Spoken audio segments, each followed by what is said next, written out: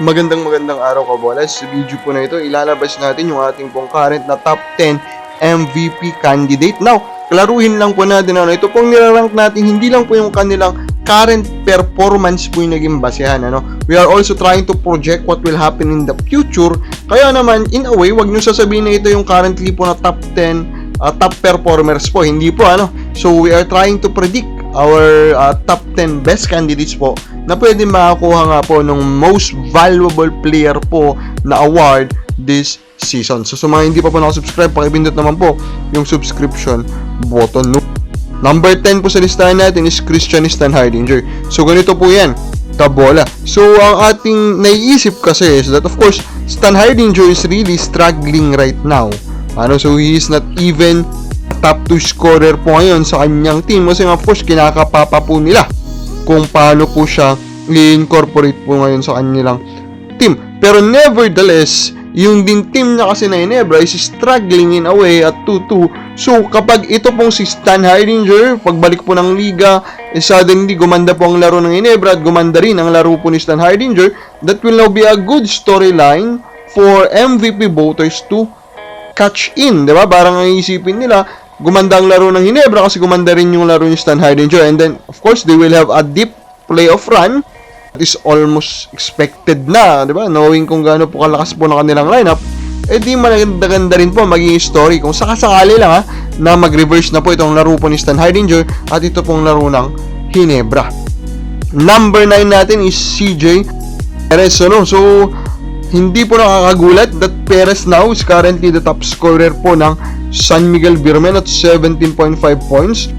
He is also adding 6 rebounds, 1 assist, and then 2 steals per game. So I'm very happy to see na na-retain niya po yung kanya pong very good rate of steals, and for me that is a good weapon in this race kasi of course a lot of the voters unfortunately are still very old school, that they will say that good defense is reflected by the steal and block numbers. Now, for the modern minds, they already know that that is not really accurate to say. Pero on the Perez naman, talagang maganda rin naman ang kanyang pinapakita ngayon on both ends of the court. Ang isa lang ang medyo nawala, and that is playmaking, pero expected nga po yan kasi he's playing in a very deep team, and by playing in a very deep team, most of the time, he can just take a shot because hindi na ganun ka-pressure po yung binibigay ng depensa po sa kanya. Number 8 po natin, we have Chris Newsome. So, nakalimutan na ata ng iba na napakaganda po ngayon ng simula ng Meralco Bolts. They are currently top 3 team basically with 2 undefeated teams at the top. So, itong si Chris Newsome currently talaga nagpapakita po for Meralco Bolts, and he is the type of player na hindi dapat sanang na-underrate kasi maganda siyang panoorin maglaro if you watch, di ba? He's very athletic, very fluid nga ang gumalaw po ito, and he is really filling up ngayon yung stat sheet, kabola. He is averaging 14.2 points, 5.2 rebounds, 5.4 assists, 2 steals, and even shooting 3 pointers at 53% clip. Di ba napakaganda ngayon ang pinapakita po ni Chris Newsome in the first 5 games. And if Meralco have a good run, I think maganda rin yung candidacy po nitong si Newsome. Ang maging problema niya lang talaga, kukulangin siya sa hype kasi he's playing for Meralco Bolts. Unless, of course, Meralco Bolts manage to at least reach the finals, dun talaga lalakas din yung hype nitong si Chris Newsome. Number 7 natin, Matthew Wright. This is all because he is still our top scorer. Although malamang magiging close ngayon ang labanan po for the top scoring position. Ang problema lang ngayon ni Matthew Wright is of course his team is really struggling, Phoenix. So they are currently not even in the top 8, and they need to be on the top 8 kasi they need to be in the playoffs for Matthew Wright to have a chance po for the MVP. Number 6 po natin, Jason Castro. I think ang nangyayari ngayon kay Jason Castro is that naamoy niya that he has this great of a chance of finally getting his MVP. Para sa akin, Castro is arguably the greatest PBA players to never win a championship. Ilang beses po siyang naging bridesmaid po nitong si Fajardo, and of course Fajardo is literally the most dominant player that the PBA have ever seen. So talagang minahalas lang din ng naging kabatch itong si Nevertheless, Castro right now is really playing very well for his team.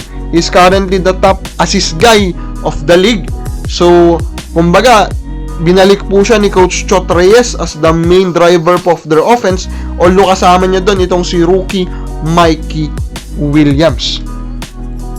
Number 5 po natin, Ian Sanggalang. So, Sanggalang is currently po the top scorer po ng Magnolia Hotshots, who is currently undefeated at 16.8 points, 4.8 rebounds, 0.8 steal and 1 block per game. Ang pinaka-nagbibiliban ko ngayon kay Sanggalang is actually his defense. Naging mas masipag po siya. He is now doing a lot of the small things na hindi po natin masyado nakikita sa kanya in the past. So, for that, it's really an amazing breakthrough for Ian po. And that is also the reason siguro kaya itong depensa po ngayon ng Magnolia is really holding up. Of course, other than yung pagdagdag din po ni Calvin Abueva.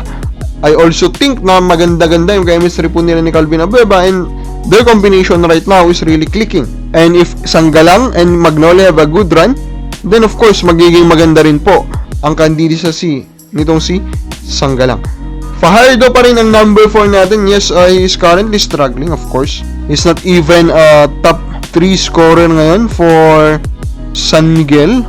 Nevertheless, with this postponement po ng PBA, maybe that will help him gain more health. So, if that happens, at bumalik po ng 100% si Fajardo, pero di pa rin niyang ihabol po yung kanyang kandidatura. Although, of course, ibang-iba na po yung sistema nila ngayon with CJ Perez in the team, pero maayos pa rin din naman siguro po yan. And still, Fajardo is, in my opinion, being looked at as the most dominant player pa rin sa liga. So, if his numbers suddenly catch up po with his stature sa liga, magiging maganda rin po ang kanyang potential po as the MVP. Number 3 natin, Calvin Abueva. So, it's more of a storyline based, diba? If Magnolia managed to reach the finals, the storyline will be Calvin Abueva was the newcomer. So, Calvin Abueva could be a big reason or the big reason why Magnolia reached the finals, halimbawa. And with good production from him, good numbers, of course, Abueva naman yan, he will surely put up good numbers, then magiging maganda yung storyline, maganda yung production, and that is a good combination po to catch that MVP plum. So, this could be the best opportunity now for the Beast to catch that most valuable player award. So, expect him actually to be motivated. Dapat ipaalam ito ng team sa kanya, no?